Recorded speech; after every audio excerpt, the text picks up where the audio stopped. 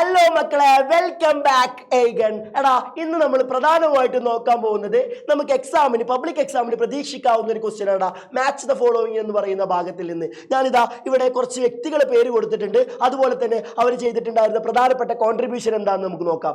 ആദ്യത്തേതാ VP Menon ആണ്. എന്തായിരുന്നു VP മേനോന്റെ സംഭാവന എന്ന് പറയുന്നത്? നോക്കടാ, VP മേനോൻ പ്രധാനമായിട്ടും ഈ പറയുന്ന ഇന്റഗ്രേഷൻ ഓഫ് പ്രിൻസിലി സ്റ്റേറ്റ്, നാട്ടുരാജ്യ സംയോജനങ്ങൾക്ക് വേണ്ടിയിട്ട് പോരാടിയിട്ടുണ്ടായിരുന്ന ഒരാളായിരുന്നു VP മേനോൻ എന്ന് പറയുന്നത്. രണ്ടാമത് എന്താടാ, ജസ്റ്റിസ് ഫസൽ അലി എന്നാണ് പേര്. ജസ്റ്റിസ് ഫസൽ അലി എന്താടാ, സ്റ്റേറ്റ് റീഓർഗനൈസേഷൻ അല്ലെ, സംസ്ഥാനങ്ങളുടെ ഭാഷാടിസ്ഥാനത്തിൽ എന്ത് ചെയ്തടാ, സംസ്ഥാനങ്ങളെ റീഓർഗനൈസ് ചെയ്ത ഒരു വ്യക്തിയാണ് ജസ്റ്റിസ് ഫസൽ അലി എന്ന് പറയുന്നത്. മൂന്നാമത്തെ വ്യക്തിയാണ് JC കുമാരപ്പ എന്ന് പറയുന്നത്. കുമാരപ്പ എന്താണ്, അഗ്രേ റിഫോംസ് ആണ്, കർഷകപരമായിട്ടുള്ള പരിഷ്കാരങ്ങളായിരുന്നു നമ്മുടെ JC കുമാരപ്പ മുന്നോട്ട് വെച്ചിട്ടുണ്ടായിരുന്നത്.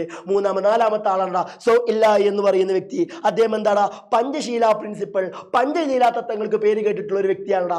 ഇത് നമുക്ക് 1 മാർക്കിന് 2 മാർക്കിനോ പ്രതീക്ഷിക്കാവുന്നതാണ് ഗൈസ്. മാച്ച് ദ ഫോളോയിങ്ങിന്റെ ഭാഗത്തിൽ നിന്നും കൃത്യമായിട്ട് പഠിക്കുക, കൃത്യമായിട്ട് ഒരുങ്ങുക, പരീക്ഷയ്ക്ക് വേണ്ടി തയ്യാറെടുക്കുക. ഓക്കെ.